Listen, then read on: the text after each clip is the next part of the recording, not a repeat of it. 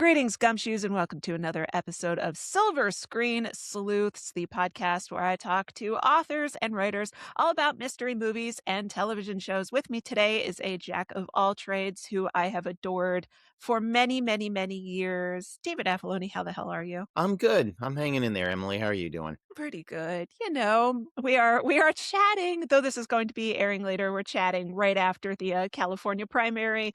And there's nothing like watching a movie about corrupt politicians and mafiosos right around the time of a big election. Sure. Sure. So I wanted to chat with you for this show, mostly because I enjoy chatting with you always, but you have a long and storied history with sort of pulp fiction, mystery novels, crime fiction, and things of that nature. Can you give us a little bit of an overview of Sure. what you do and why you like the genres you write so much?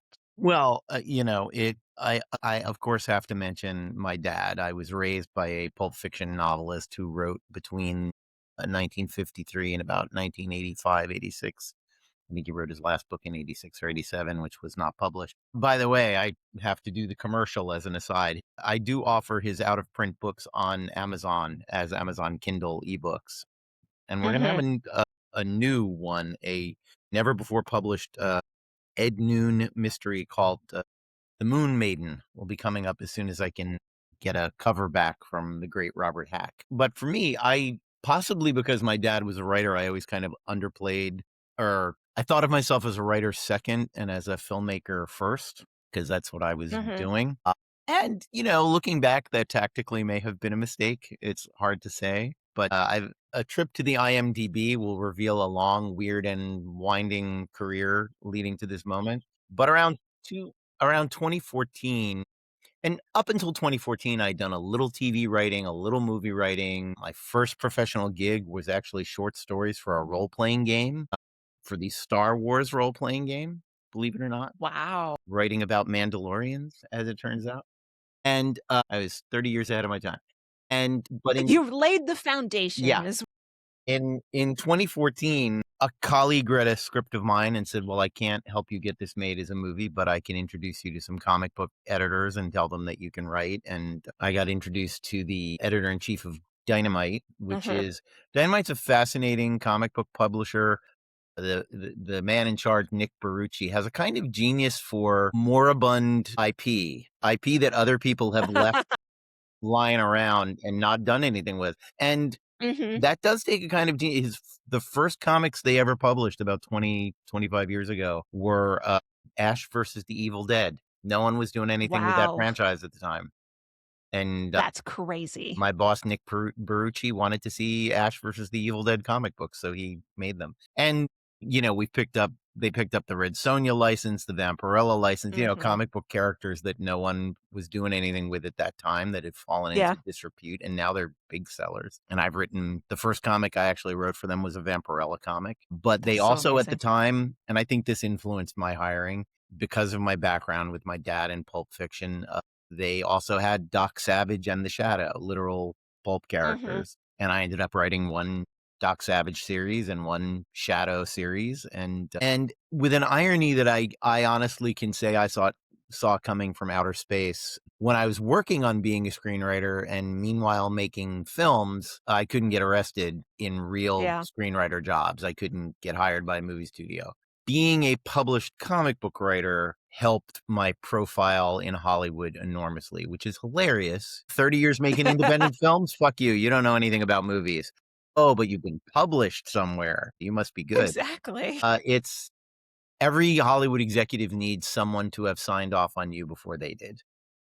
That's very true. They can never be the one to go like, "Yeah, no Yeah. one's ever done anything with this guy, but he's great." So, Yeah. No, no. my being published helped me Move get along and more yeah. opportunities and ultimately including writing short stories again and I wrote for the Planet of the Apes role-playing game in the last couple of years, which is good because I had a lot of thoughts.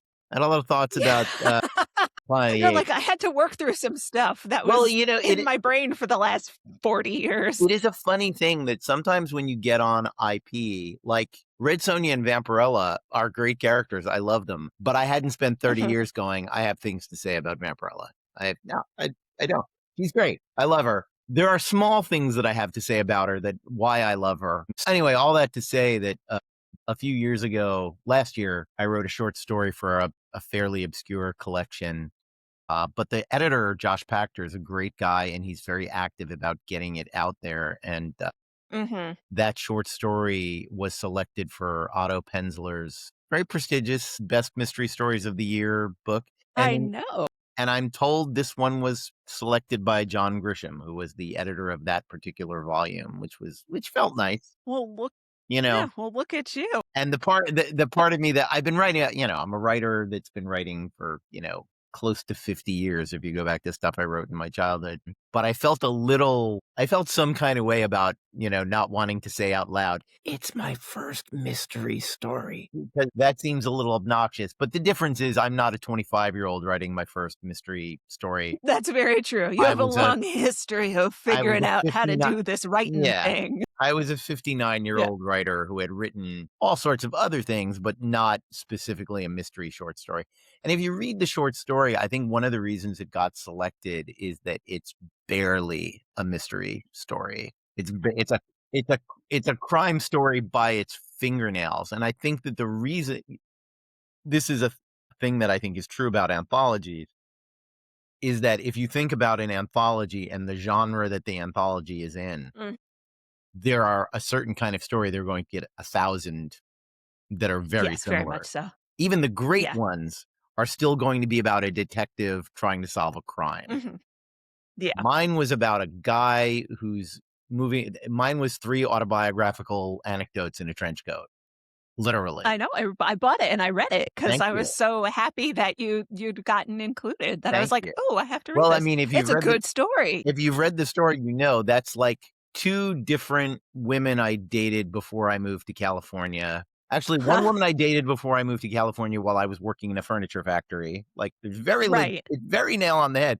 And one woman that I had an affair with while I was making a movie in the middle of the desert in Arizona. And so it takes those elements Yeah. and I add in that maybe And she murdered someone 10 years ago, and that's it. There's, there's no it's bygones. but my point being that I think I probably got included, not to downplay my own, whether or not it's No, a toot good your own horn, story, man. but I also think it helps that when you start reading it, it's just an atmospheric romance. And then Yeah, you have no cigarette smoking yeah, detective in a trench coat it's underneath a not a guy it lamplight does not and open with a guy in an office and a woman walks in and says, "I'm in trouble." Like, it's not that. yeah, exactly. That dynamic does pop up, but it doesn't Mhm, pop up in that specific way, in that specific location, and I mhm. didn't approach it from that. I Yeah. also wrote a short story recently for an anthology called Multiverse of Mystery that was Ooh, a Sherlock Holmes in the multiverse thing. And I was one of the I last love it. people invited on, and the editor said to me, "For the love of God, don't do science fiction." Everyone took the multiverse thing really seriously, as if to mean it has to be In a science fiction. laboratory or But space she or said, "My what I meant was it's Holmes and Watson, but they are not consulting detectives in Victorian Holmes England. and That's it. Watson. That you like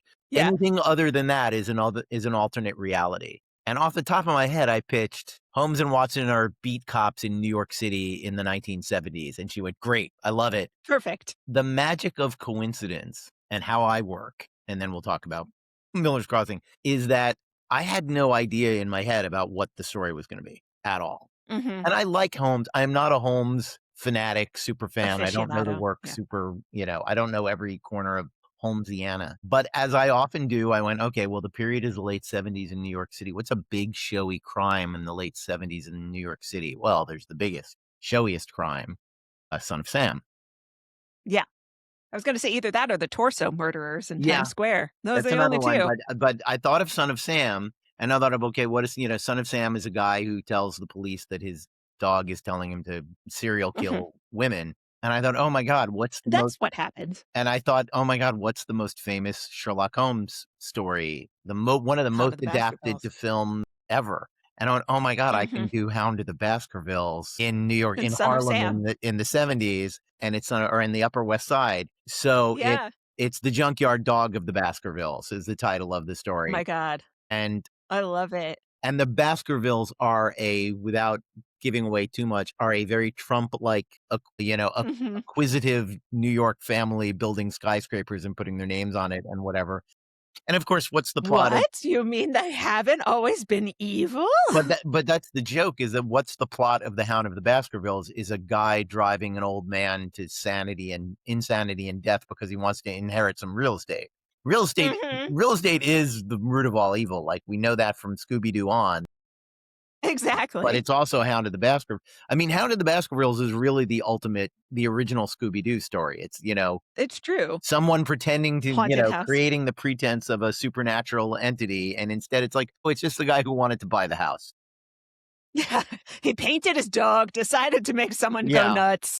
So, yeah, I did a story that's basically Donald Trump trying to drive Fred Trump. But the opening scene is police detective Sherlock Holmes saying to Captain Lestrade, "What kind of idiot are you for believing the talking dog story? He's just a maniac that kills women, man. Like, He's just he- nuts. he's trying to appeal to your prosaic policeman's mind and come up with a baroque explanation instead of just the obvious one, which is he hates women and wants to destroy them. What's wrong? Why are you such an idiot?" And Lestrade busts him and Watson down to patrolmen. And on their first I love night it. back on patrol, an old man staggers out of an alley and dies. And it becomes the Hound of the Baskervilles in Trump Tower. But all that to say, like, Oh my god. but that's one of my favorite things about writing is that I did not have that idea at all. And I just went, oh, Hound of the Yeah. Baskervilles and Son of Sam. That lines up really, really neatly.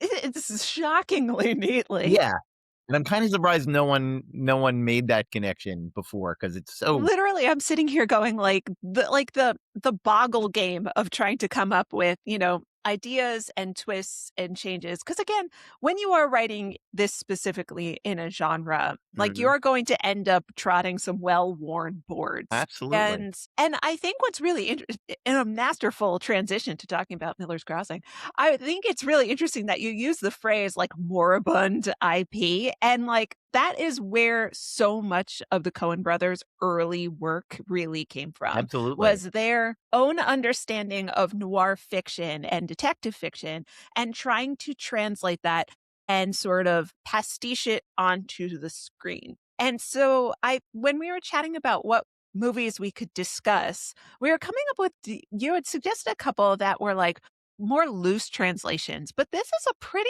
Oh, it's faithful yeah. It's yeah, it's pretty cut and one to one. paste. Yeah.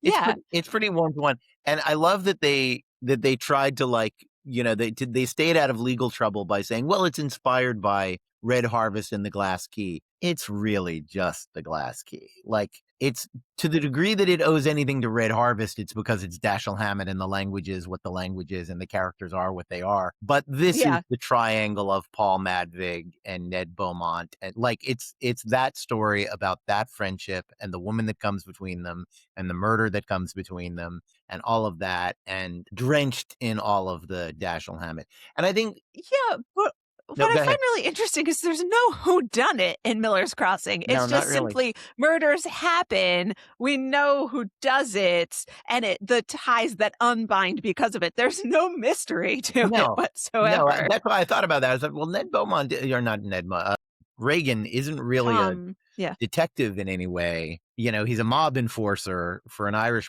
Mhm. mob boss in what seems to be New Orleans-ish kind of a southern It's New city. York. They talk No, about but going to it's the set. Palisades.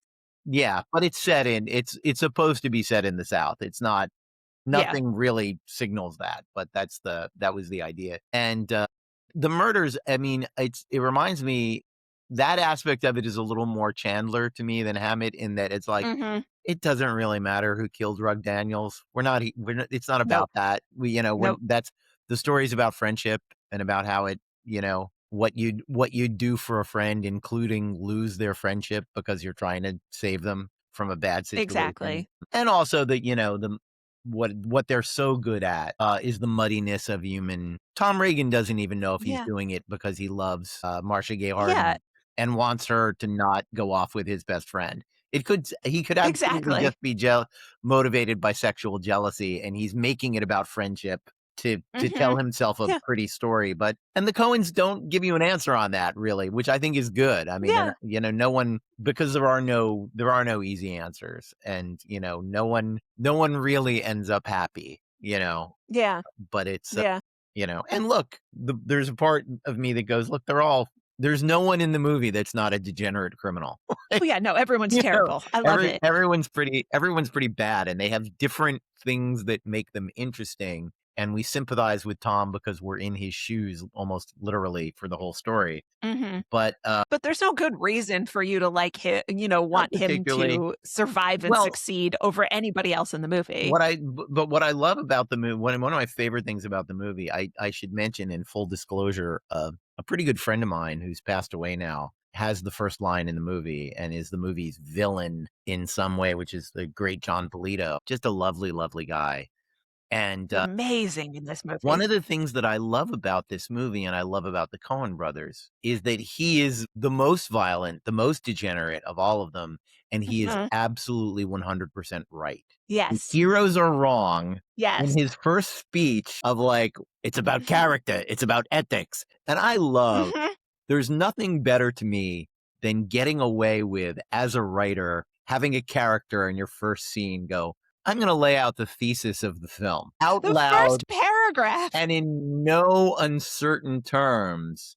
I'm gonna say, sure, we're criminals, but there has to be a Mhm. code of conduct or it's chaos. Glee. That's how the universe works, is that there has to be order." And Johnny Mhm. Casper, even the little detail of him telling his son how to shave properly, that you have to, Yeah. is like, Johnny Casper knows how the world works. Johnny Casper knows Mhm. that cold water makes steel shrink and makes your blade Mhm. sharper. Johnny Casper Yeah. understands the world. But his weakness is his heart, is that he loves people and believes in them. And when he is convinced that they have betrayed them, he goes off like a psychopath. But Yeah. but I love the villain is the one who understands how the world works, and everyone else is wrong and bad, Exactly. including our heroic, Irish figures. And that's Just gorgeous blue-eyed Gabriel Byrne just giving those eyeballs to the camera whenever he can. yeah. No, and they discovered Marcia Gay Harden, who is a fucking revelation in this movie, Dynamite. and Yeah. everyone in the movie, they managed to cast an entire movie where everyone manages to sound they all get the sound of 1930s speech right. Yeah. And it's not even that Yeah. they're not doing the Hollywood Mid-Atlantic thing.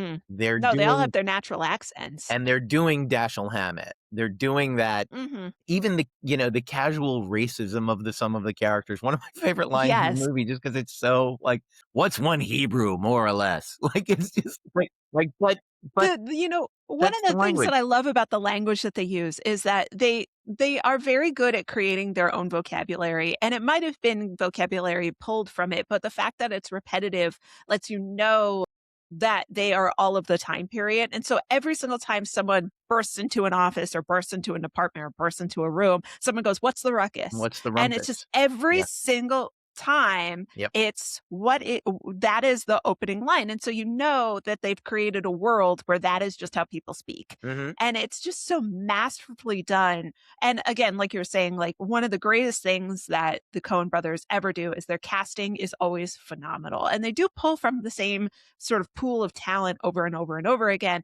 but it's never without reason, and, this is the first time that they've worked with John Turturro. This is, I think, Right. the first time they work with Steve Buscemi. And it's just like, oh no, those are the men, those are the mugs, those are the faces that Mhm. you had envisioned in your brain, and you managed to find them, and you've managed to cull these absolutely brilliant talents. Because even though you have someone who's classically handsome like Gabriel Byrne as your lead sort of man, everybody else around him with real faces makes him look more like a person who's meant to be there, who actually Yeah. exists in real life and isn't Yeah. just movie star Gabriel Byrne. Yeah. No, and it's the first time they worked with Polito, and, I think that's an Academy Award performance. I think he deserved a supporting actor Mhm. nomination because the character has a beautiful arc. Absolutely. He's like one of the only characters in the movie that kind of has an arc. Even the events Mhm. change him a little bit. Tom remains unchanged throughout, but yeah, it's brilliantly cast. It's brilliantly shot. It's got a great score that knows to get out of the way a lot of the time. But it Interesting. I thought the score was a little much. No, I lied, but in the he it's that they're obsessed with, like, they really like the sound of folk tunes and, Mhm. like, f the theme of Fargo is very much a folk tune, the theme of Raising Yeah. Arizona is very much a folk tune, and this is that as well, it's and it's a little it's funny because it's a little more positive and major key than the movie itself, Yeah, definitely. but it has a darker turn to it, and I think that works well. They also borrow from Dashiell Hammett it's one of the things in the movie that I think they could have worked on, gotten a little more juice out of the orange. Hammett gets a lot more juice out of the dream sequence. The idea of that, Yeah. which gives the Yeah. book its title, The Glass Key. The idea of, the world is, I think she imagines there are snakes and Mhm. you have to lock the door against the snakes of the world, but it's a glass key and it breaks in your hand. That's a Right. little better than a man chasing his hat. Yeah, exactly. Through a That's not their forest, yes. that's not their sharpest metaphor, but that's absolutely a quibble. But it's yeah, I saw it.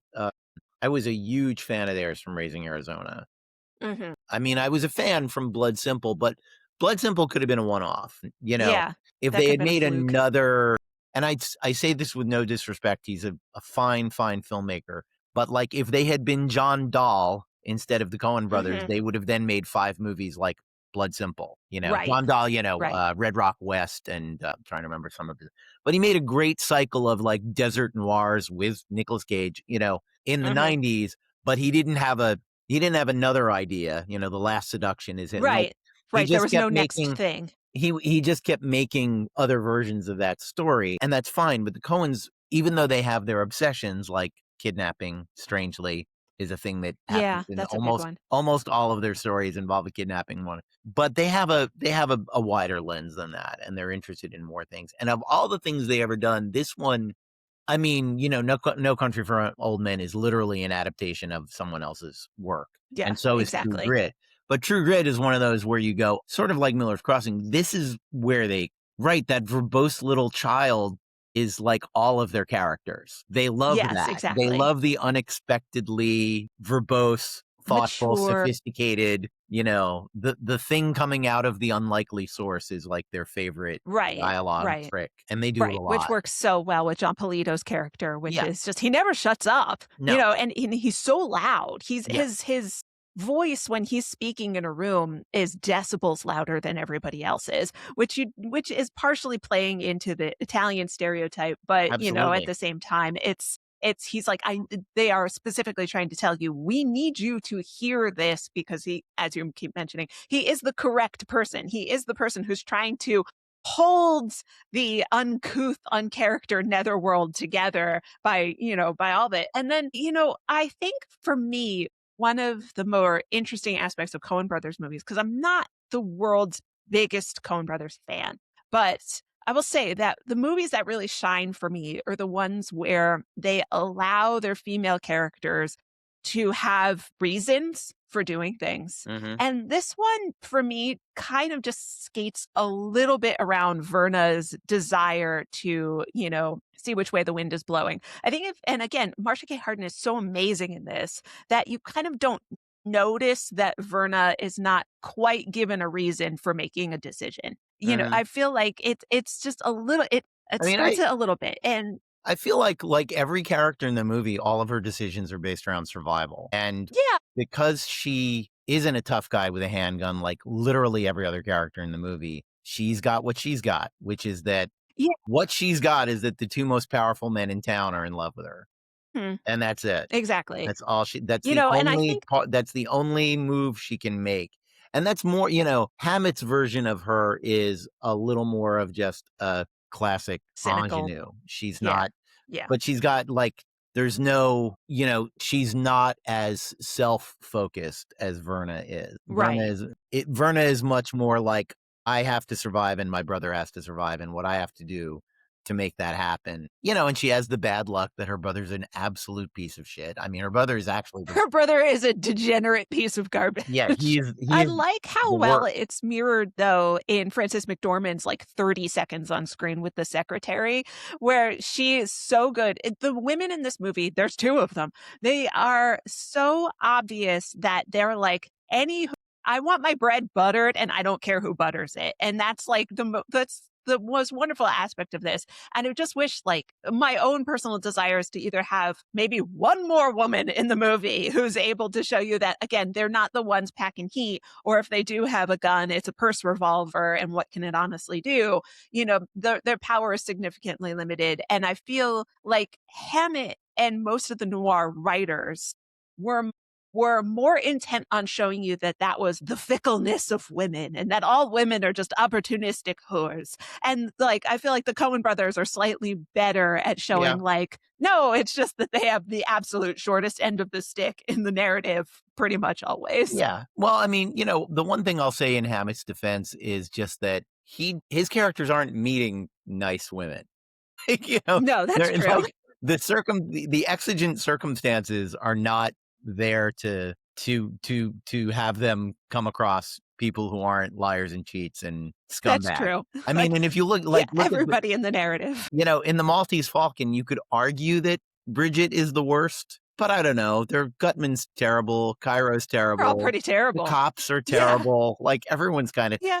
in Hammett. I think it's much more. It's like when people call William Burroughs a misogynist. I'm like, well, yeah, but he doesn't like men either. Like he likes sex with underage Arab or Mexican boys, but aside from that, I don't know that he's got a lot Yeah. of warmth I for don't think he humanity. likes anyone or anything. Yeah, and I think in Hammett there is a kind of bracing, like everybody's bad. Like he doesn't hold Yeah. up Angel.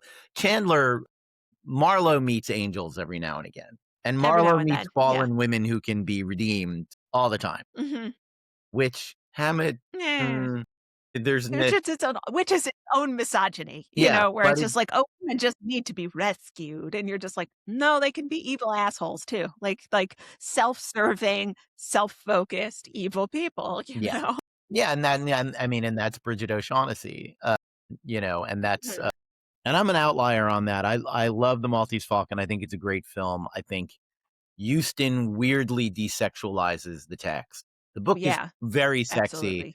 and the women in the book are incredibly sexy, and he kind of has all 3 women in the movie are vaguely maternal, and I'm like, "I don't know what's going Mhm. on with you, John." And it's like, it's not like Mary Astor couldn't be hot stuff. She's Yeah, exactly. incredibly hot stuff in other movies, but in this, I don't buy the sex was so fantastic, I'm having a hard time sending you to prison. Like, I don't Veronica Not at Lake all. could have convinced me of that, but not Mary Astor in Yeah, that part. I don't know why you know, it's not working. it's not working. But yeah, the I would say the most positive female character in Hammett is probably, and I'm spacing on her name, the woman in the glass key, who is actually worthy of Mhm. love and worthy of being saved. And Janet at the end. yeah, Yeah.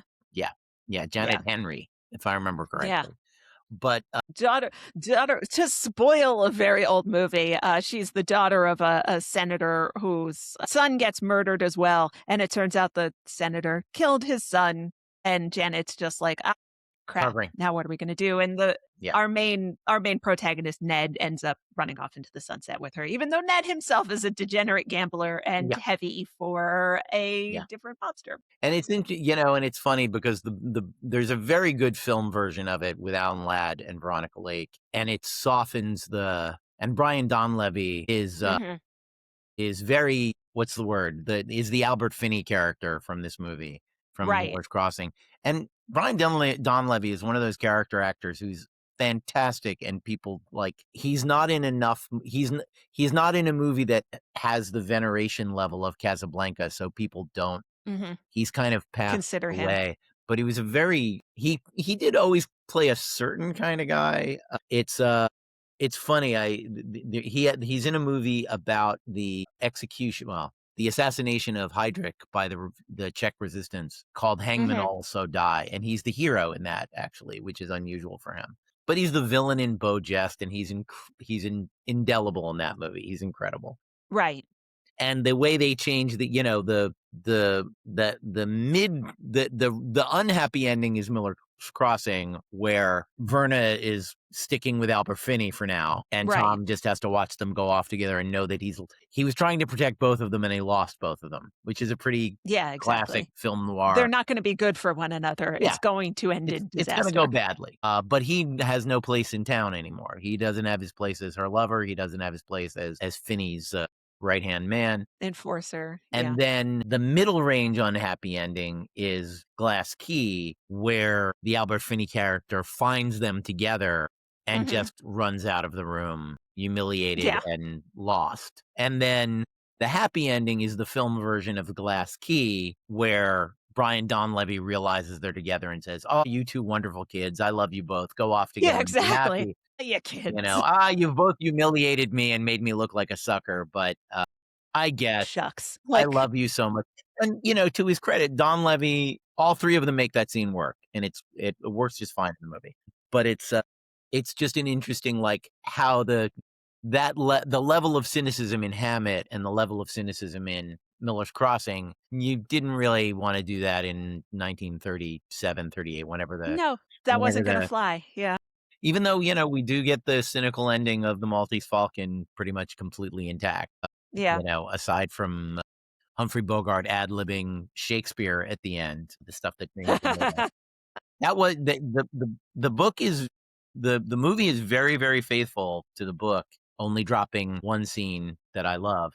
But there's no, like, in the book, the ending is they take her away and he watches her go, and that's the end. And Yeah. Huston and Bogart were apparently, shouldn't he have something to say? Like, isn't there some isn't there some wrap Like, up? he needs the last, like, kicker. Yeah, Yeah, exactly. When and you're writing, like, a and Bo profile piece on someone and it's like, "You and need a good last line, come yeah, on." and Bogart came up with paraphrasing. Is it I'm trying to remember what Shakespeare play that's from. "We are such tough as dreams are made of," is the Shakespeare quote, and God, he I have no he idea. wrapped it around. But yeah, yeah, I can't remember. It's from one of the big 3. It's from Hamlet or Lear or Macbeth, I think, but I yeah. not 100% sure. I don't know, that's Anyway, not my area of expertise. but it's a great ending, and it does, the whole thing. And I should mention, I adapted the Maltese Falcon to a comic book, giving it the most unlikely. I wrote a Red Sonja comic book, set 10,000 years ago in Ricania, Perfect. where Sonja gets involved Has with the to hunt for an artifact called the Crimson Calypso, which is I a love it. it's a statuette of a goddess that is supposedly carved out of the crystallized blood of a demon. So instead of it being Well, that's pretty fabulously, badass. worth a lot of money, Bejeweled. it's Yeah, a, it's a magical artifact. And, I if like it. you've read The Maltese Falcon, you can imagine just how effective a magical artifact it is at the end. But it was a fun gag, and I have coming out later this summer. That was called Red Sonja Noir. The second Red Sonja Noir is coming out, and it's an adaptation of my favorite Hammett short story, which is called The Gutting of Coffin, which is basically Die Hard on Catalina, is the original story. Yes! Oh, that's such a good short story. I Well, love that short Red story. Sonja is going through all of it. And like, what's the sword and sorcery version of a machine gun? A dragon. A dragon. There's a dragon in it. Perfect. Uh, Sold. but yeah, it's the most private eye line I gave her in that is when she first sees the dragon. The dragon has destroyed the bank, the silversmith shop, and the militia barracks. And Mhm. she says, in my experience, a dragon problem usually turns out to be a wizard problem. And the guy's like, "What are you talking about?" And she's like, "Dragons, that's pretty precise for a dragon. The bank, the silversmith Exactly. shop, the cops, like she killed the cops and blew up the places the gold is. I don't know, man. That kind of Yeah. doesn't seem like a thing a dragon would do Dr of its own uh, accord." yeah, a dragon on its own volition would eat some sheep and go off and take Yeah. a nap, Yeah. like Though I have to say not to continue tooting my own horn, but you mentioned the, revolver, the purse revolver line. I had a line that was sitting in my head waiting for the right story for Mhm. decades. and I did a story, a Betty Page Halloween issue, where she's going up to investigate something, and they give her a box with a bunch of things for her mission, and in it is a 22 caliber Beretta, and she sees it and says, "At 22, what am I supposed to do with this? Hurt his feelings?" And I have wanted to use that line for a lie. It's like, "Oh, I finally got an opportunity to introduce a shitty little semi-automatic handgun and have the hero 2 say, bullets. 'What do you want me to do? Hurt his feelings?'" Such But a pulpy line. yeah. And the he Have in that question beaten is around. actually one of, Lovecraft's elder gods, so it's even more ridiculous. It's It's like, even more accurate. yeah, what's why am I why are you giving me a gun? But yeah, Exactly. it's fun stuff. I mean, I'll say again for my own, I hate there are reasons to use anachronism when you're doing period stuff. Mhm. Sometimes it can be fun. Yeah, Sometimes the joke itself is here's a bunch of people running around in medieval clothing and we're having them talk like it's 1998. That's its own joke. exactly. But for me, the entire joy of writing period material is you get to use a different language, is Yeah. you get to speak in that voice, and how much fun is that? And getting that right means a Mhm. lot to me. And sometimes you do have to, like, go, "Well, a modern audience, even in context, that word is misleading." Exactly. But, like, for example, in that same Betty Page story, I had a line or in a different it was another Betty Page story, I had a line where Betty is talking about two people walk in a room, and the photographer says, "Get out of here. What are you doing?" And Betty says, "Oh, I know these 2 birds." And it's a man and a woman. And the editor Right. said, "Isn't birds British slang for females?" And I said, "It is, but American slang in New York City in the 1950s, birds just means a couple of people. People. It's not a." I was like, Yeah.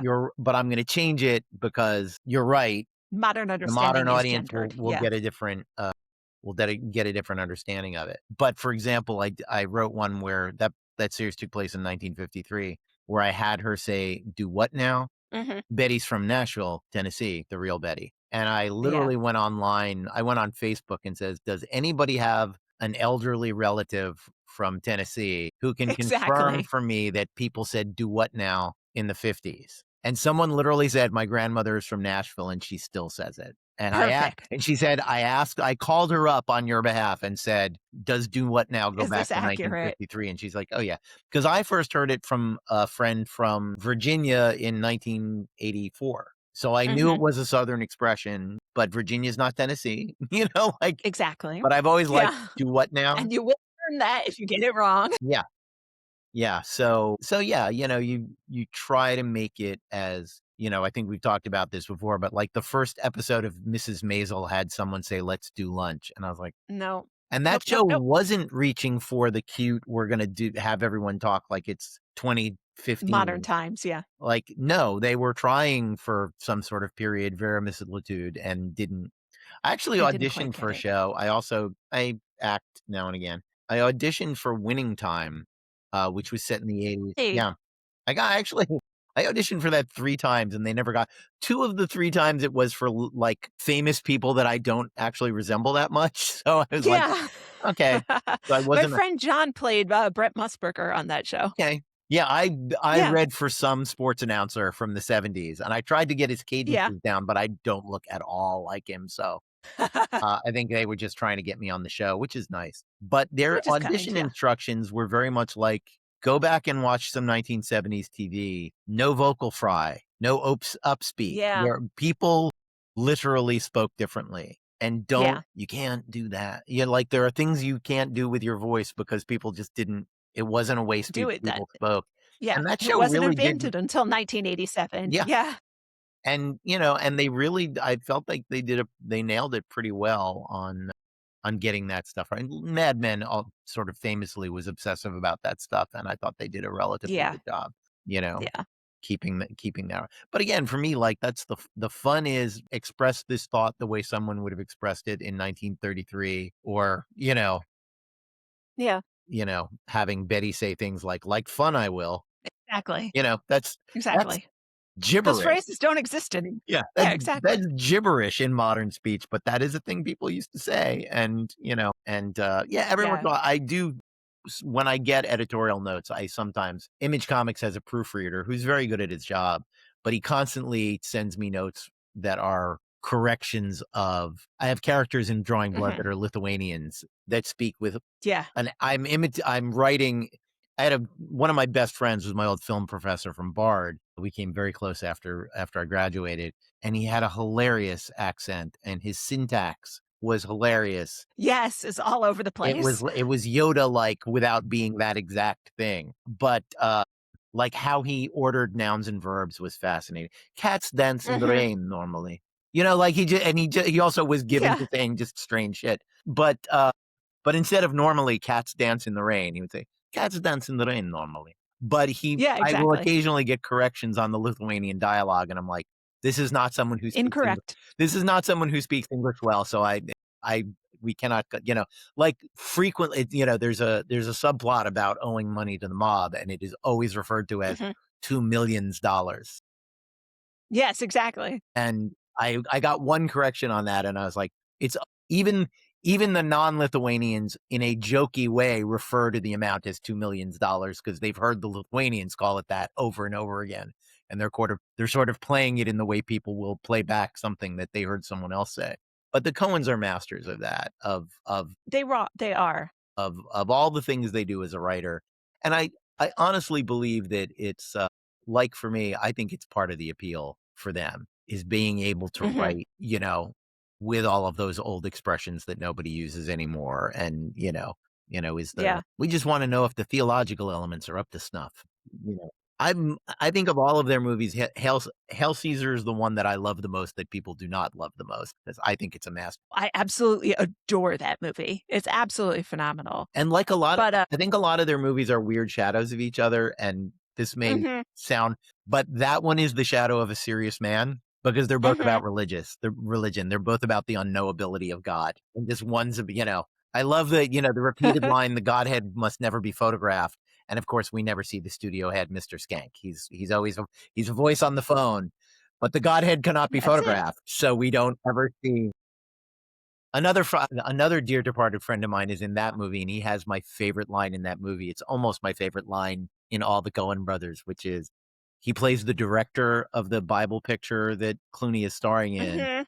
and it's an off-screen line, but he yells, "Squint against the grandeur." Squint into the and yeah, I think it's squint against the grandeur as Against the a grandeur. line of direction. Squint against the Because grandeur.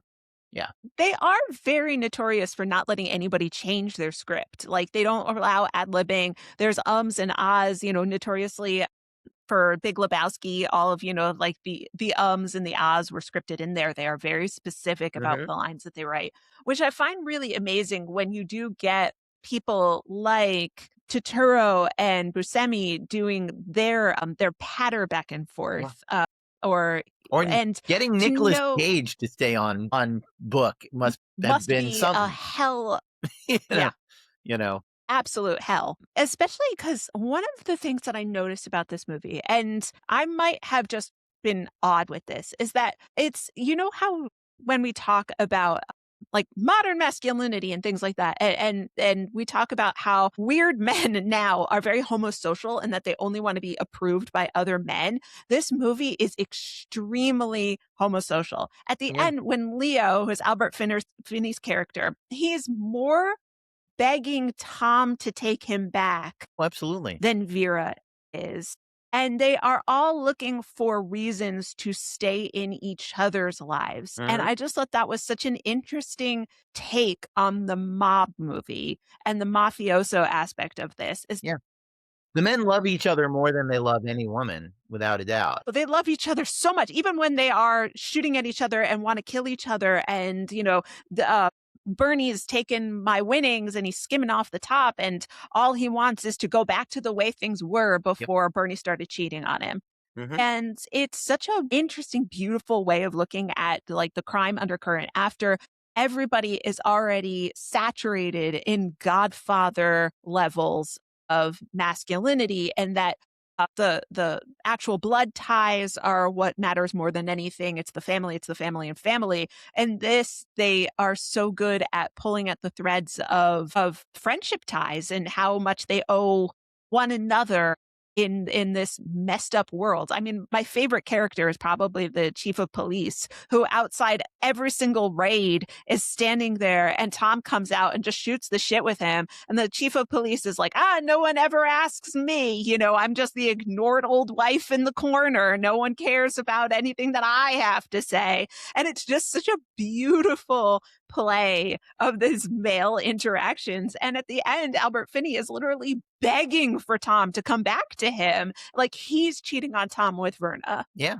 No, absolutely. I mean, and I think they hit on something that's 100% true. In the, those men, they don't.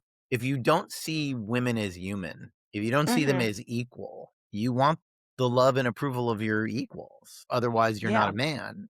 And yes, it's. I mean, and aside from the homosexual social relationships, there are also homosexual relationships Yeah. in the movie, which is very true to Hammett. Hammett existed in the world. And, I Hmm. think it would be easy to be reactionary and go, well, like all the homosexuals in the Maltese Falcon are degenerate killers. It's like everyone in the book's a degenerate killer. Is degenerate Like the killer. heterosexuals are Exactly. also degenerate killers. It's not really, again, it's who he's not meeting nice homosexuals. Hmm. He's not going clubbing with them. He's involved in criminal enterprises with them. Exactly. And I really don't think in Hammett or in John Huston's movie, there's a little bit of humor derived from Joel Cairo's femininity and that he smelled like Hmm. perfume, but there's not a real like you're less of a man because you're a homosexual. You're not, Hmm. Wilmer is a punk because he's a punk, not because he's gay. Hmm.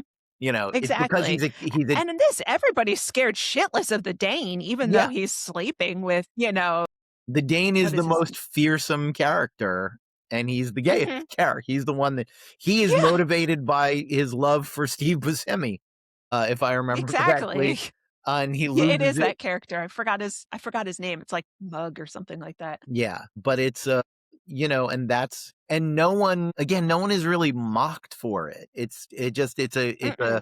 There's a definite acknowledgement in all of these things that it's a thing that must be hidden and can't be talked about, you know, but, which leads to my favorite linguistic tidbit ever, which is that Dashiell Hammett, in attempting to be cute, changed the primary definition of a word in the English language, which is fucking wild. Mhm.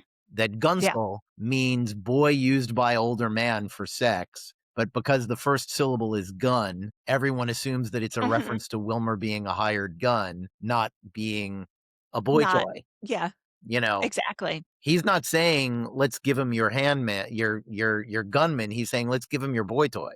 When he says Exactly. let's give Yeah. him the gunsel from the Yeah. Yiddish gonsel for goose, he's saying let's give him your little goose here, your little playmate.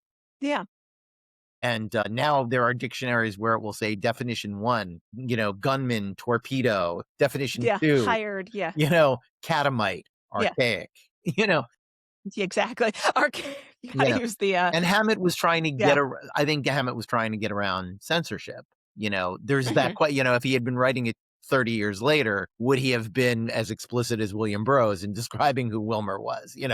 We will never know. You Just can't. like I would always argue that Hitchcock would have raced to nudity with great excitement. Well, that man would have had Yeah. Grace Kelly and Tippi Hedren and Yeah. see-through nighties and, Yeah. Nudity he would and have been the gore. originator of, like, the sorority girl slasher Yeah. flick where they're just like, "Oh, we just happen to be topless at all times." He Yeah, would he have would have loved done that. nudity and gore in a fucking heartbeat if he felt that he could get it Mhm. past the studios, if he had been coming up in the 90s or the aughts. It's the man was not about restraint. The restraint is all No. the times he's working in cause him to be restrained about some things that he would not have been restrained about. No. But, So that now that you mention it, I think I was actually surprised at how restrained the violence in Miller's Crossing actually was. They want to show that it's there, but it's not the point of the movie, no, which and I I I appreciated immensely. I think that's because of who they're emulating. Mm. In the Maltese Falcon, there's almost no on-screen violence. Yeah, very In the little. There's book threatening, but at yeah. all, every murder is off stage, and in the movie, Mhm. almost every murder, like they throw in, I think, one shot of Thursby being shot where you can't see who's Yeah, doing it, staggering. And Yeah. that's it. That's all there is for like, he punches Cairo once, like, Mhm. he grabs some guns from Wilmer, but Wilmer never uses them on camera really that like in a murder. So I think they were following Hammett in that way. Like the Glass Key, Ned Beaumont gets brutally beaten up and thrown in a room, and he escapes Mhm. by setting fire to his mattress. And when the house is on fire, he That'll do jumps it. out the window. But yeah, even with their love of gore, which I'm not always on board with as a viewer, Mhm.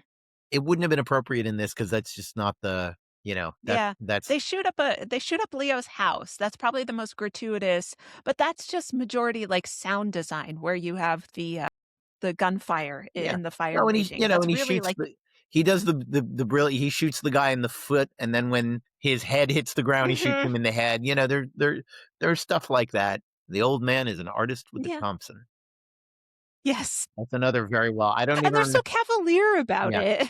I don't even know that actor's name, but the old skinny white dude who's his last loyal retainer, who says that to Yeah. Reagan when he shows up the next day.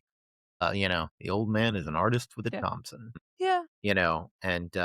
And again, they do the thing that of the machine guns with bottomless magazines, but that's fine. Yeah, Look, I exactly. don't. Yeah, who That's cares? That's the fantasy of the that's movies. enough of a movie trope.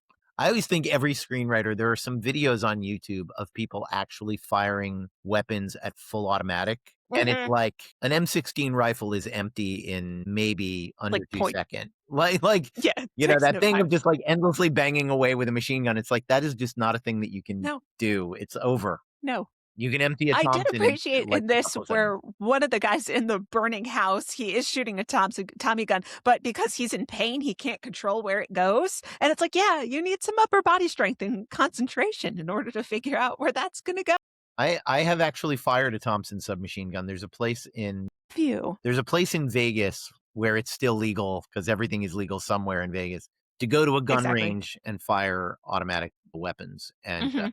the thing about the Thompson that I mean, and I've not just based on one anecdotal experience, but they jam. Thompsons jam a lot. And yeah, keeping one steady and hitting what you aim at with one is quite a thing to do. And a Thompson is huge. A Thompson Yeah, they're really big. if I did a movie where I played a soldier in World War II, and they gave me a Thompson, and I never fired it in the movie, but I remember resting it on its. I'm 5'6", especially Mhm. in combat boots, resting it on its stock, On its and the butt, yeah. barrel was about mid upper arm on me. My Like, the god. gun's 3.5 feet long. Like, it was a big and not all Thompsons are exactly the same. There's 100 years of model differences since the gun was invented in the '20s, but it's still just like, that is a That's a large that substantial is a physically large object to control. So, like, I don't mind any of the stuff in this movie. There's a scene in Road to Perdition where 6 Mhm. guys get in a Tommy gun fight on the street in the driving rain, and I'm like, none of those guys No. can hit what they're shooting at, and all of those guns jam I was gonna say. about 8 rounds into this fight, all of those guys would be whacking their guns against telephone poles going, "God damn it." Shit, shit, shit. Pulling on the charging bolts, trying to get the bullets out, like but again, there are certain fantasies that we accept in stuff like this, and Mhm. the bottomless magazine for the Thompson is definitely one of them. But it's But I particularly for something so early in their careers, I mean, like Raising Arizona and like Blood Simple, it's just such an assured film. yeah. It's not afraid. It doesn't put a foot wrong, really. Mhm. And again, the plot is twisty, is like Hammett, like Chandler. It's twisty and turny, and ultimately, it's not about what it tells you it's about. It's not about who killed Rug Daniels. That Not at all. it's about character. It's about ethics. You know, I will I was tell. gonna say the greatest fantasy is that Tom walks away at the end Yeah, and that Leo lets him. It's yeah, it's a beautiful fantasy that your paternal figure that's raised you to be a killer will be like, "No, it's fine. You don't have to yeah. follow the path that I set out for you." But I Finney makes that work. He By does. investing the character with so much charm and so much more. I do have to tell a story that this is the name droppiest thing I will say. I went to Go Polito's for it. funeral, and Mhm. Ethan Cohen spoke. Marcia Gay Harden also spoke. They were both there. They were both apparently remained very close friends. But Ethan Cohen told a great story. I don't know if you know the guy who played Nathan Arizona, Mhm. Trey, spacing on his last name, was going to play Leo. And he died tragically of illness a couple of weeks before they started shooting. And Finney was a late addition, and nobody had met him. Like, they sent him the script. He said yes. He flew down to wherever they were shooting it, And then he shows up. and he Yeah. shows up, and they all go out to dinner. And Ethan said everyone was being really circumspect and no one was fanboying out. And we were talking about the movie and making polite conversation. And Polito was late. Mhm. Polito shows up and sits down and he goes, "Holy shit, look, it's Albert Finney, everyone. Christ, look at this guy. He's fucking amazing. He's the greatest British actor who ever lived. Oh my God, let's talk about Tom Jones. Let's talk about Two for the Road. Let's talk, like just Yeah. immediately smothers him in his Polito-ness. And it's like, can you believe this, Ethan? Joel, come on, look at this fucking guy. He's It's Albert here. Finney. Yeah. He's right here eating steak with us in New Orleans. Amazing. And obviously this gets a big laugh at the funeral. But Ethan was like, he was so right. Like Finney relaxed, like everyone relaxed because Mhm. John had done the embarrassing thing for us all. And he wasn't embarrassed. He was like, we're in the No. presence of greatness here. Holy shit. And it allowed everyone to be relaxed around Finney for the rest of the shoot. He's like, but someone needed to break the ice and go, holy shit, it's Albert Finney, one of the greatest movie stars who ever lived. And he's here doing our little Exactly. gangster picture. Yeah, our no budget movie. Yeah, but yeah, Ethan said it really like kind of saved the day that John was so like, and another, I'm friends with an actor named James Urbaniak, another great character Mhm. actor.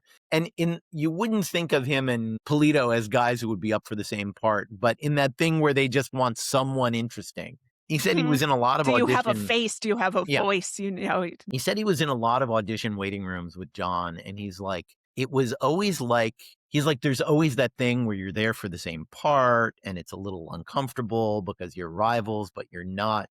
And he's like, every time I was in an audition room with John, it was like John was having a cocktail party for his favorite actors. Like he was just Yeah.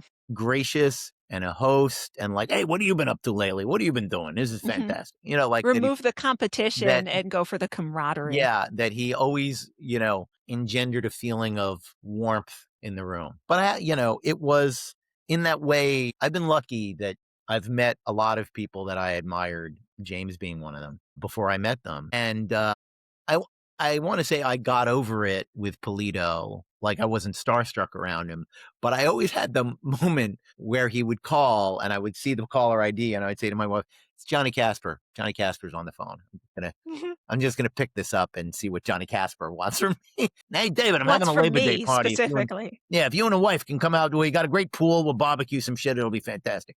Like it was just the funniest fucking thing. But I met him. Some friends of mine made a documentary about extras. That was a pretty good documentary. But John came to I think he's in it, and John came to the screening, and I sat down next to him and his husband at a bar, and with my Mhm. wife, and we became fast friends and exchanged numbers and remained close until he passed away. But yeah, just one of those guys who was exactly who you wanted him to be. Though the thing that hides in that voice is the Coens were the only people that really hired him to play gay characters in movies, Interesting. which he was, and Mhm. and again, not to lapse into stereotype, but he was a very 1980s gay man from Philadelphia, kind of like, Mhm. doing that voice. But the minute the door closes, it's, the Coens Yeah. are such gentlemen. Like he was actually very soft spoken when he turned off the act. Mm, the code switching, yeah. When he would around me and Augusta, alone in his apartment with his husband, he code switched very differently and reminded me of every theater actor I knew in New York in the 70s and 80s. And but but yeah, the Coens were one of the few that were like, would you mind if we play you Mhm. against type for who you actually are? Yeah. And I think the first one is in The Man Who Wasn't There, where he does he winks at Billy Bob really awkwardly with one eye, and you're like, what are you doing? It's really You got something in there? Or like, really what's un it's really I think he told me that that was his idea, that he told the Coens, "I'm gonna."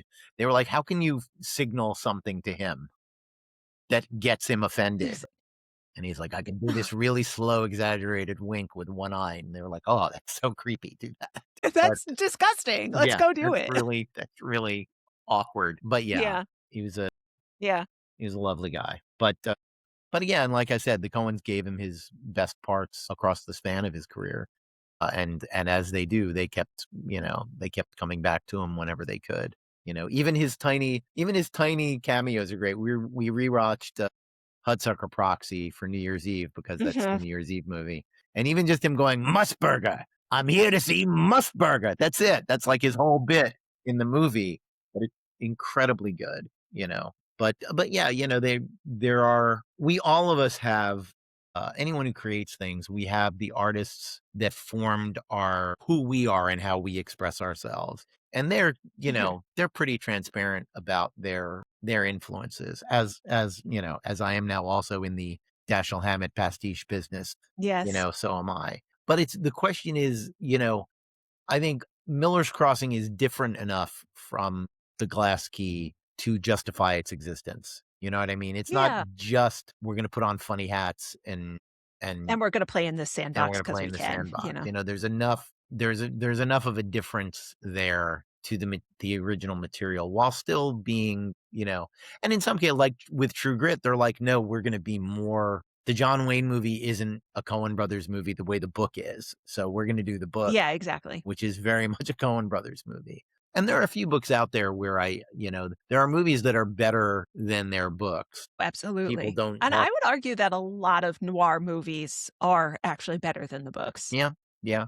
I mean, I will say, it's a funny thing, like The Big Sleep, just as an example. I made the mistake. I can be a very methodical person. I read all of Raymond Chandler's short stories first, Mhm. and then I sat down and read the novels immediately after. And I did this in relatively short succession. That's a terrible idea because Chandler's first three novels are just three of his better short stories crammed together and reconfigured. And if you've just read the three short Right. stories Big Sleep is based on, it's hard to find it very exciting. You know what I mean? Like it doesn't land the way it would if you just picked it up and read it. Trying to Lady in the Lake is the other one, and Farewell My Lovely, I think, are the three that are based on Mhm. that are short stories being crammed together.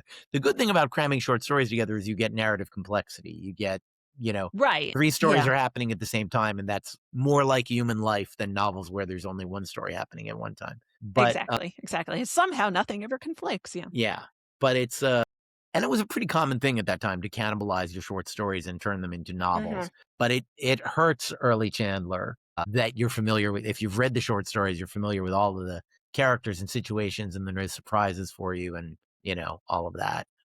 Hammett never did that. His novels are completely distinct. Even though the first two Yeah. are the Continental Op, who's his short story character, he doesn't just raid three Continental Op stories for a. No, He no. he creates something But brand talk new. about a character that has never gotten its due on screen, I No, think. it's The why Continental it Op is just yeah. only gotten its due best as a samurai and a gunslinger in the Old West, but Exactly. never as a prohibition No. era. And it's funny, I don't want to call him a private detective because he worked for a company. Like Yeah, he he's a wasn't his own Pinkerton, man. essentially. It's right there in the name. He's the Continental Operative. He's the guy from the Continental Mhm. Detective Agency. And Yeah, Hammett, of course, my worked. brain wants I want Matt Berry to be the Continental That's Op funny. so badly, That's funny. but But I could not, you know, I the Perry Mason that came out on HBO was not Perry Mason at all. It was very good, but it wasn't Perry Mason, and it was driving me up a wall. But this, reading The Glass Key and then watching this, I can't think of anybody doing it No, better. there's This no is reason to pretty remake The Glass Key because you have you have Miller's Crossing, which hits all of those. It hits all those notes. It covers the thematic material about friendship yeah, perfectly yeah. well. But even with Yojimbo, there's a reason to make Red Harvest. For me, the number one reason to make Red Harvest is no one has yet really done that second act curtain where he wakes up on top of the dead woman with the ice pick, and you have to like Mhm. your hero spending the last half of the story going, I'm pretty sure I didn't commit murder while I was high as a kite, but Yeah. I'm not Can't say for certain. but I'm not 100, and of course, that's where the phrase blood that literally is where blood simple comes from. Right before he murders her, or doesn't, as the case may be, Mhm. right before he passes out high on laudanum and scotch, he says, "This town has made me blood simple. I could pick up this ice pick right now and kill you with it, and I wouldn't bat an eye because I don't there's so much killing I can't even think about it. Like, it doesn't affect me morally." I'm paraphrasing badly. But he says, like, "This town has made me blood simple," that it specifically means the stupid you Mhm. get when you've been around a lot of killing, Yeah. and that's, and again, in Blood Simple, they reverse the trope by the detective who's telling you the story is not only a bad person, he's dead, at the end of the story. So that's kind of interesting. Like, is he telling it to the cops as he's suffering from blood loss? Like, where's that narration coming? Writing or like the way people interact with those the old books that we are talking about. I find the way people interact with that to be so interesting because they're so most people are so focused on the violence and the cynicism and the anger that underthreads all of it. They ignore the fact that they're beautifully written books and that the turns of phrase that these gentlemen came up with, by and large men came up with, are really artful, gorgeous phrasings for things, and people don't really give the actual Yeah, writing no. enough credit for how great it is. To the degree that my cultural writing, my podcasts, my essays, whatever, have an overarching theme, it's that we underrate genre writing, and it's the best writing, particularly that American fiction. I liked it.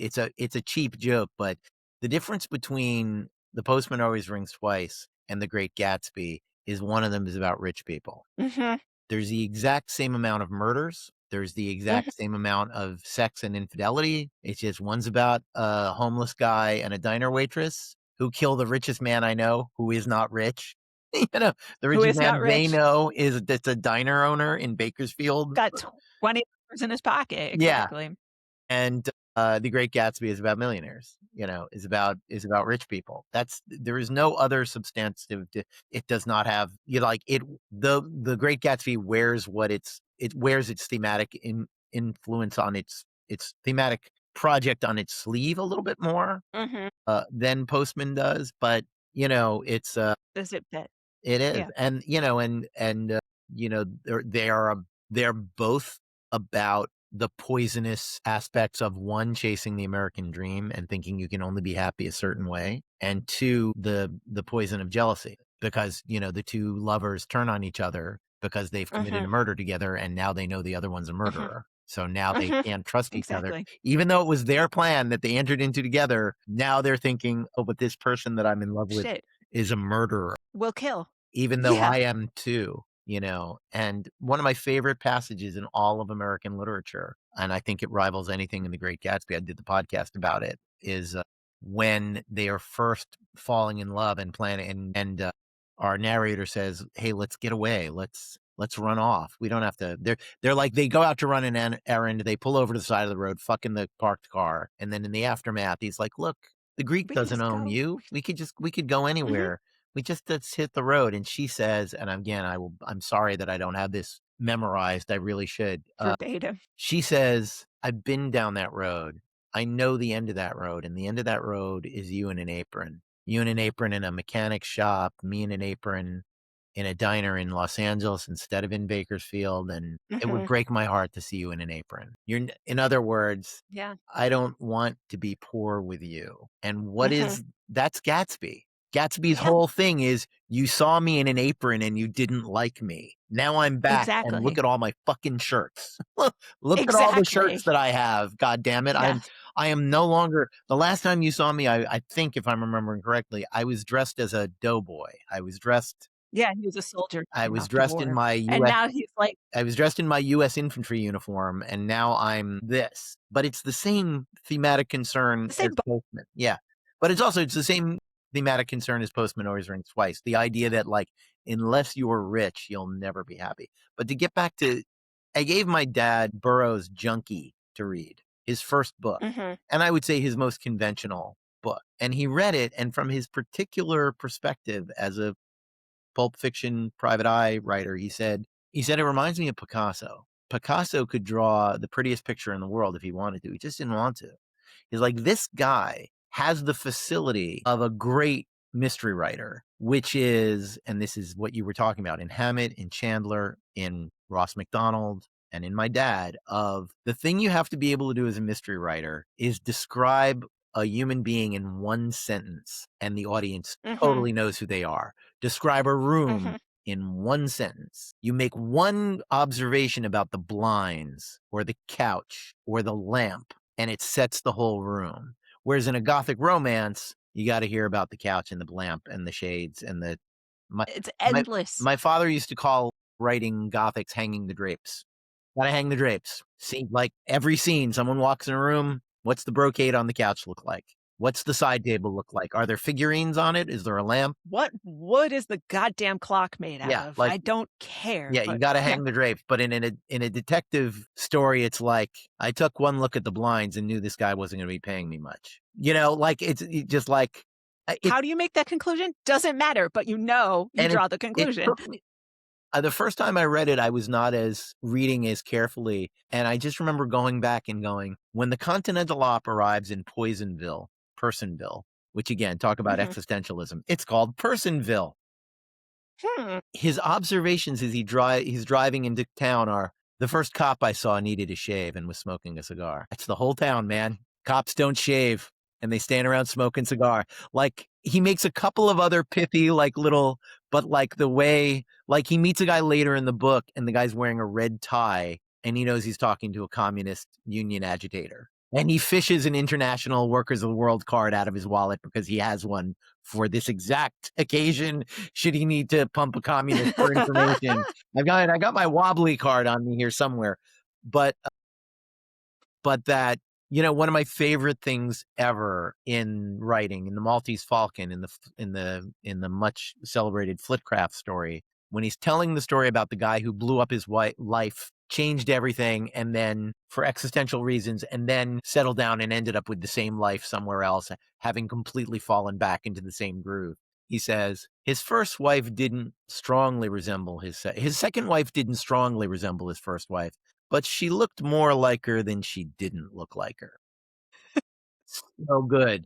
The kind of woman that So collects, good. the kind of woman that what if there's something like the kind of woman that cuts coupons and enters baking contests. It's just like there's a real, that he went for security. He married his mom, but yeah, dad was saying about Burroughs that he had that facility to describe, like, the Cut room the you to guy the is quick. selling him morphine in and the guy selling him morphine and the character. And he's like, he could have written the best private eye novels anyone ever wrote. He just didn't want to do it. It had been done by other people and he didn't feel like there was anything to add to that, Mhm. and I think he's absolutely right because Burroughs, there's a, there's a phrase from Burroughs that he throws around sometimes, mythic resonance, Yeah. and it's that ability to just like turn a phrase where you go, "Oh, I know, I feel that in my soul. I know exactly what he's describing. Yes. I know what he's talking about." And the best guys in that field do it really well, you know. And it works with readers because they're reading something exotic. They've never investigated a mystery. Right. But They've likely never seen a murder. They've right. never been involved in a heist. But you create a world that's vivid for them. And and particularly in the first person writers, they're seeing it through one perspective and getting it processed through that perspective. And it allows them to feel that experience. And yeah, Glass Key is one of the third person books of Hammett. But Mhm. it's still just like Maltese Falcon. It kind of feels it's that third person singular where, yes, it's third person, but we're never away from Sam Spade or Ned Beaumont. We're never Right, we only alone know in a one room with person's thoughts someone and else. feelings. It's never, here's a scene between Madvig and the Henry girl. It's like, nope. If Ned Beaumont Nope, doesn't know what yeah, happened, we don't know what happened. we don't know what And I happened. think that's Yeah. a valid, I think more than a lot of writers, and this is not a brag, this is just an idiosyncrasy. I think a lot about who's telling the story and to whom Mhm. and where and under Yeah. what circumstances. That's one of the things I'm struggling with a thing I'm starting to write right now. I'm like, who is telling the story and Yeah. who is being acted upon Even if because it's, it matters. yeah, Yeah. even in third person, because some of the greatest to pull an example out of left field, Milan Kundera writes nothing but third Mhm. person as I remember it. But he's Mhm. he's Milan Kundera telling you a story. Exactly. And he's telling it talking about, one of the first lines of The Unbearable Lightness of Being is, "I'm imagining my character Tomas looking out a window." Yeah. And you go, Acknowledging the "Okay, authorial perspective of yeah. we're not entering a world where I'm not a guy sitting and reading a book. I'm Milan Kunderas, and then you go all the way to Italo Calvino in If on a Winter's Night a Traveler, whose whole first chapter is about how you bought the copy of the new Italo Calvino book, If on a Mhm. Winter's Night a Traveler, and how you're looking for a comfortable seat to sit down in to read Italo Calvino's new book, If on a Winter's Night a Traveler. And now Exactly. everyone is quiet and you're telling them in the next room, be quiet. I'm reading Italo Calvino's new book. It's hilarious, but it's also, I think you can write modern fiction without being that meta, but Mhm. it's such a charming way to acknowledge, hey, look, we know what we're doing. Yeah, when you read Turn of the Screw with Henry James and it starts off with like, I was invited to this party and they asked me to tell them a story. And, that sort of, what is it called? The epistolary novel where Yeah. you like find a manuscript Yep. and Scarlet Letter is one of the I'm ones a that people are little most familiar with. I'm actually I love it. yeah, I love devices. I'm a little obsessed with how from the 19th century to the early 20th century, you literally could not write science fiction or fantasy or horror without putting that frame around it. Right. The caveat That, of, yeah. even Tarzan is 1912, I think. Mhm. And the first line is, "I had this story from someone who had no right to tell it to me." Right. Right. That Okay, who distance that you who need who to, told Edgar Rice create. Burroughs the story about how John Clayton, the Earl of Greystoke, is actually a secret jungle boy? Like, what's that about? Yeah. Was John raised Car by apes. Yeah. John Carter is Edgar Rice Burroughs saying, "I have an uncle, John, who never seems to age, who vanishes for 10 years at a time. He locked himself in a mausoleum, the body vanished, and I was left with this manuscript. I don't know what to tell you, man." You know?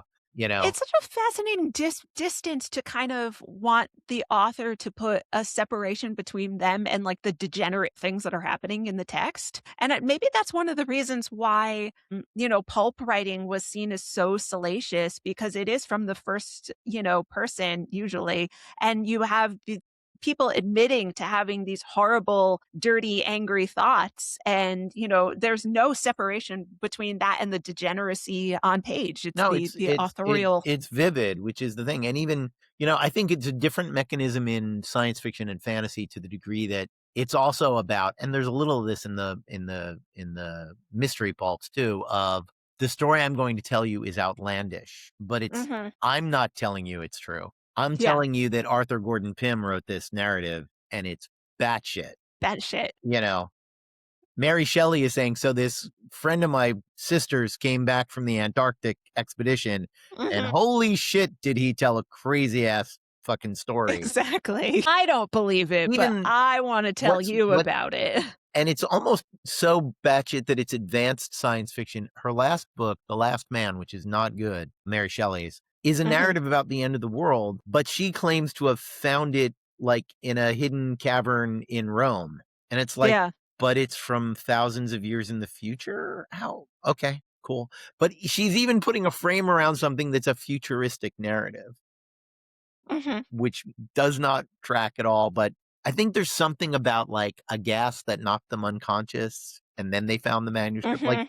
there's a little bit of sleight of hand around it, but Woo it's, woo. yeah, there's Yeah. a little bit of, try not to pay too much attention to what I'm explaining because it doesn't make any sense. But I'm Yeah. always fascinated by that whole like, I mean, and look at, I'm always surprised when I reread the Odyssey that literally the Mhm. first written narrative, which came out of a spoken narrative, is so fucking narratively complicated Yes. that The it's first not, half is telling a story, and then the second half yeah, is, regaling around a camp. but Yeah, it's literally yeah, like it's complex. the gods talk for a minute, and then Telemachus decides to go Mhm. find his father because the gods tell him to do it, disguised as someone else. And then, we don't start from Odysseus leaves Troy. We start from Odysseus Nope. washes up on a shore and says, "Let me tell you a bunch of crazy shit that's happened to me in the last 10 years." Okay, here we go. Exactly. You would not believe You how I got yeah. here. You would not believe this, this story. And, and the fact that that's the first, and someone pointed out, I had forgotten this, that there's a self-insert character and a commercial in the middle of it. I'd completely forgotten this. When he's telling the story in someone's court, I can't remember if it's Nausicaa's Yeah. father. He's before dinner, not Mhm. him, but a bard tells a story, a storyteller tells a story, and he's blind, like Homer was supposed to be blind. And Odysseus gets up and says, "Before I get started, let's just talk about how great Eulipides, whatever the guy's name was, the bard is. This guy is amazing. What would we do without our storyteller? Throw him a little money. Will you? Blind Everybody, guy. everybody throw a little money to the bard. Can we have a little That's amount of right. what? Everybody.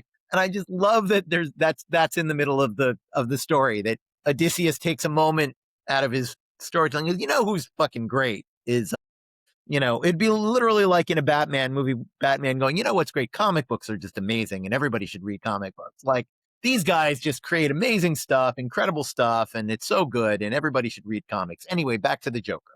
Like it's just the funniest. I had to completely Brought to you because by it's just Campbell's in a Soup and Pall Malls. yeah, it's just like 4 or 5 lines in the middle of the poem, so it never registered on me as Homer stopping the story dead and going, "Let's all throw a buck to the guy who's, telling us the story."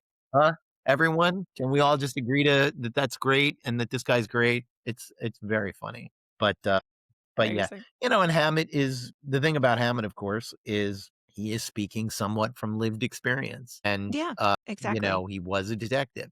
Now, obviously, you don't need to have been a detective to write detective novels, but I do tell people, like, if you're going to write about guns, go to a gun range, run a few, like, doesn't have to be a Yeah. Thompson, but know what it feels like to hold a loaded gun in your hands. It's a very psychologically interesting feeling, by the way. Mm. Like you don't maybe have to have thrown a punch, but you can talk to some people that have thrown punches or been punched and what they felt and what they thought. And, that's what research is for. It's always that scene in speaking of the Coen brothers in Barton Fink of like he's struggling to write a movie about wrestling, and John Goodman says, I did a little bit of wrestling. And he's not interested. All of the problems that he's facing, all he needs to do is go, oh, holy shit, let me ask you some Tell me questions. about it. Tell me some stories about Exactly. interesting things that happen to you when he's not interested. The life of the Nope. mind, like it's like, oh, brother, that was just about to solve all of your problems and you just Yes. ignored it. But that is, and that's the basis. I always say that, what defines film noir for me, it's not hats and it's not guns and it's not even shadows. It's to me, the hero has to be offered a way out that he doesn't take. Yeah. And he Yeah, that's a makes perfect. it's about making bad choices. The heartbreaking scene for me in Sunset Boulevard is when Betty Schaefer shows up at the house because he could Yeah. just go. Mhm. He can just go. He could just He go. can leave the But like vicuña coat. yeah, but just like Ned Beaumont, he's also like he's being. I don't want to ruin Jack Webb's life. Like he's too deep in the web and he doesn't see his way out. But to me, the great moment in all film noir is the moment when someone opens a door for the hero and he goes, I can't step through it. I can't take this obvious choice Mhm. to do the better thing. All Tom Mhm. needs to do at any point in this movie is say to Verna, I love you, Yeah. Or admittedly, killed Bernie. or kill Bernie Birnbaum. Nothing gets Yeah, or kill Bernie Birnbaum. yeah. All he needs to do is actually the job that he is being set up to do, And that and he he won't knows do is it. the right thing to do. Because Yeah, the and first has to do yeah, eventually. after that scene is over, he says to Finney, he's right, and partially there is the way Polito references the like, you fancy pants, all of you, and giving me the Mhm. high hat. It's like, yeah, there's Exactly. the racism in we're not treating you as an equal because we don't believe you're an equal because you're an Italian. You're not Mhm. you're not like us, We and pass as the wasps easier. yeah, yeah. No, it's very rich, and it does the thing that the best writing does. Is even though it's in a very small world, it takes place in a world that operates on rules and makes sense, and it has the right amount of good film noir. Also, there's a certain amount of unpredictability and chaos and things happening that shouldn't happen, Mhm.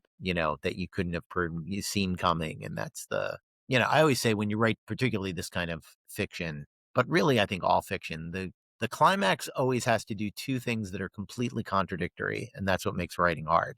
It has to seem inevitable and Mhm. like it couldn't have gone any other way. That is always hard. Like this is how this had to end, and also I can't believe this ended like this. And that's Yeah. you don't always, Yeah. you don't always land it, but when you do, it really, really works. And yeah, no matter what happens, the circumstances are set in motion from the very beginning that Ned and Leo are not going to be friends anymore because of this disagreement. Mhm.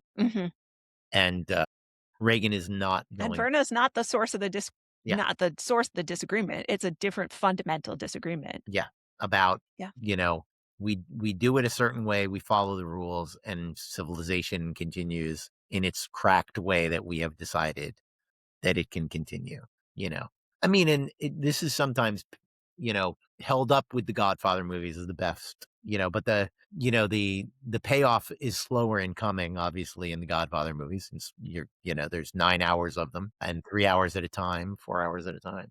But it's still that, and it's amazing how many people love those movies and don't really grasp the ironies of it. And the Mhm. irony is right, the whole idea, the last shot in The Godfather Part 2 is, I've been saying for 6 hours that it's all about protecting my family, and I've just had my brother assassinated. Yeah, exactly, and I Like, just killed my brother. that's Yeah. why it's the final moment, is like, I've gone so far around in protecting my family that I have to Mm. have my brother killed. It's like, Yeah. mm. Mm. And, I'm one Yeah. of those people, I don't hate The Godfather 3 as much as everyone else, but it is just a repetition of, like, I'm gonna protect my family to the utmost. "Oh, look, my daughter's been killed." Like, oopsie.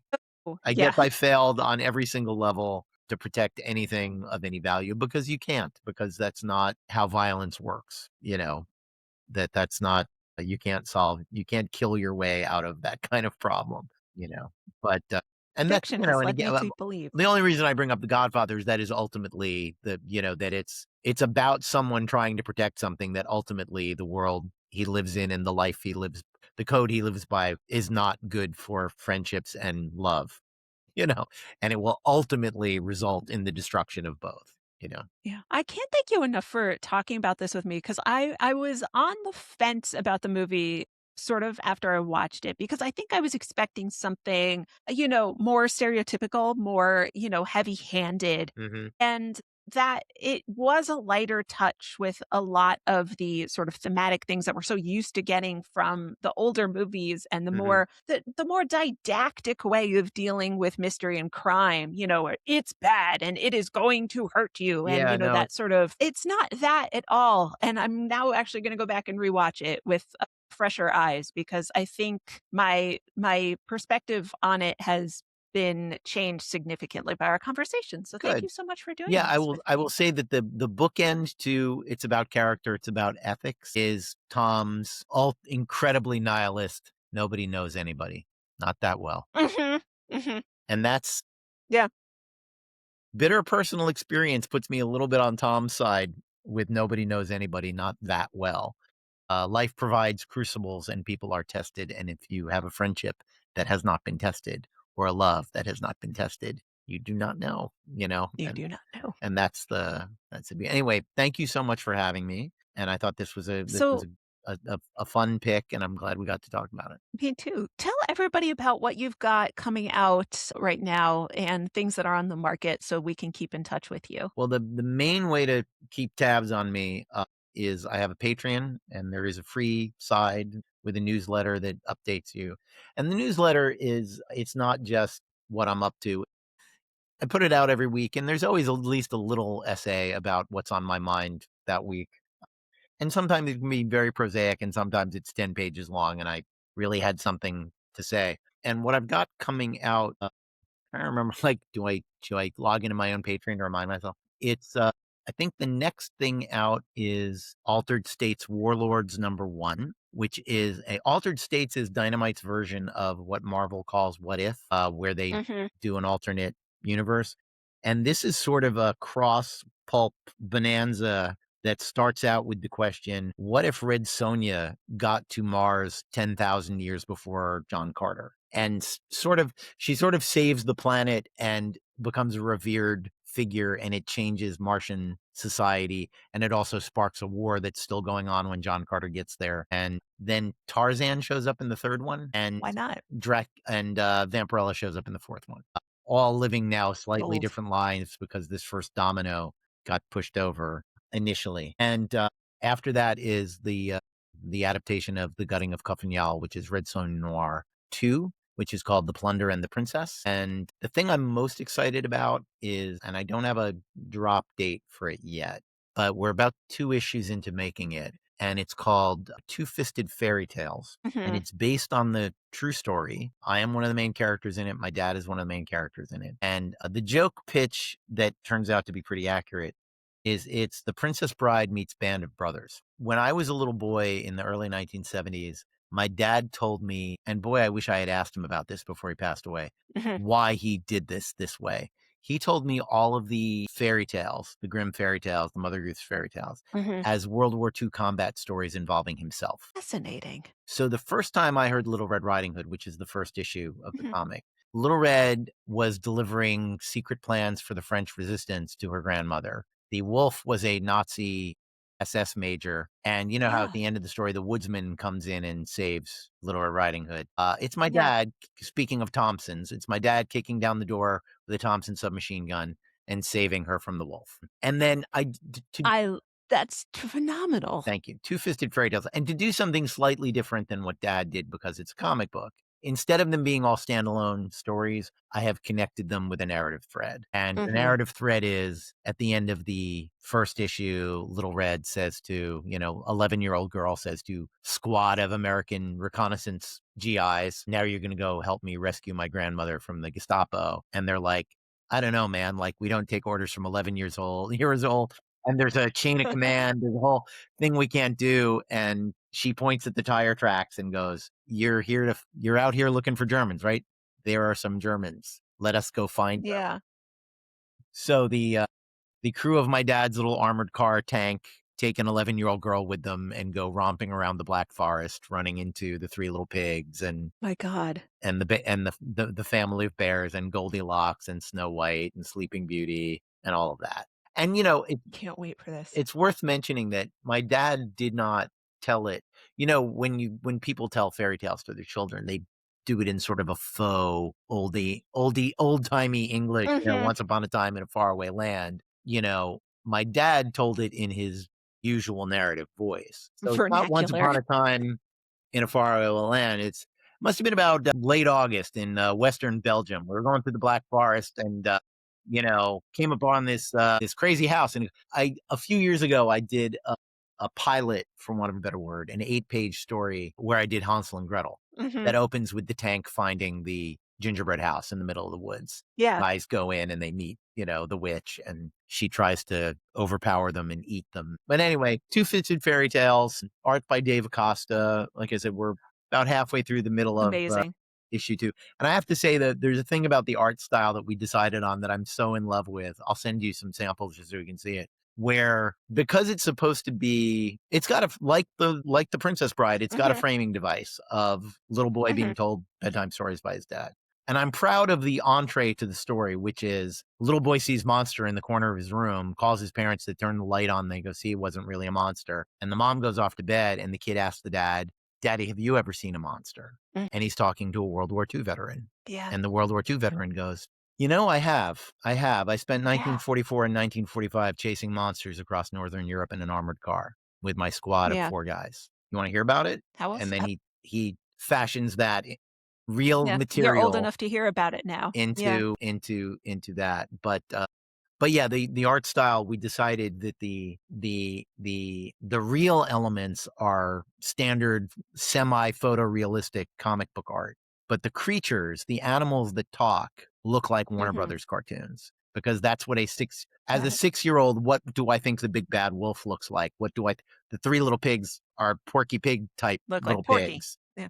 The wolf is Yeah. got a big crazy cartoon nose and crazy fangs, but Enough he's to in a not get sued, but that aesthetic, yeah. yeah, but I love it. he's in a Gestapo officer's uniform, and that aesthetic continues throughout. That the monsters are all just a little cartoony or extremely cartoony. There's one panel that he sent me on a page recently, and it's one of those wolves sitting in the turret of a perfectly well drawn German Tiger tank, and it's just such a cognitive dissonance. The tank is very Yeah. real, and the monster is very unreal, and that's the aesthetic of the series. But anyway, that is the thing I'm most excited about, and that'll probably be out before the end of the year. Awesome. I will send pre-order links to everybody as soon as they're available Thank because you. that sounds absolutely phenomenal.